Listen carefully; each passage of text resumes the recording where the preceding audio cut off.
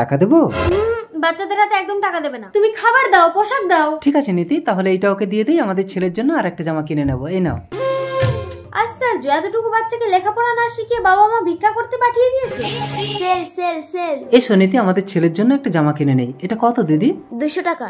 এই দাঁড়াও দাঁড়াও, এই জামাটাই তুমি ওই বাচ্চাটাকে দিয়েছিলে না? এই তো সেই বাচ্চাটা। তার মানে একটা ছোট বাচ্চাকে দিয়ে ভিক্ষা করিয়ে একই জিনিস বারবার বিক্রি করে মানুষকে ব্ল্যাকমেল করছেন। ওরা এখন লেখাপড়া করার সময়, আপনাকে আমি পুলিশে দেবো। ও দিদিমণি, ছোট লোকদের সাথে মুখ নাড়লে কি হয় জানেন তো? চলুন ফুটুন এখান থেকে। চলো নীতি। এখন আমি চলে যাচ্ছি, কিন্তু আমি পুলিশ নিয়ে আসবো। ছাড়ো না নীতি, কেন ফালতু ঝামেলায় নিজেকে জড়াচ্ছ?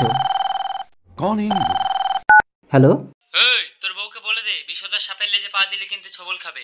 এই তুই বিষধর সাপ হলে আমি ভয়ঙ্কর বেজি রে। হ্যালো হ্যালো, ফোনটা কেটে দিল। স্যার স্যার স্যার দাঁড়ান। কি হলো ম্যাডাম? আমি অনেকদিন ধরে বিষয়টা লুক আউট করছি, চলুন আসুন। এই বাইরে একটা বাচ্চাকে দিয়ে ভিক্ষা করি, একই জিনিস বারবার মানুষকে বিক্রি করছিস। স্যার আমরা তো চুরি করছি না, ভিক্ষা করে আয় করছি। ভিক্ষা করতে হয় আপনারা করুন, একটা ছোট বাচ্চাকে দিয়ে ভিক্ষা করেছেন কেন? একটা বাচ্চাকে দিয়ে এইসব কাজ করানোর জন্য আমি তোমাদের কঠোর শাস্তির ব্যবস্থা করবো, চলো। তোমার কোনো চিন্তা নেই ছোট, তুমি আমাদের কাছে থাকবে, লেখাপড়া করবে। কি মজা।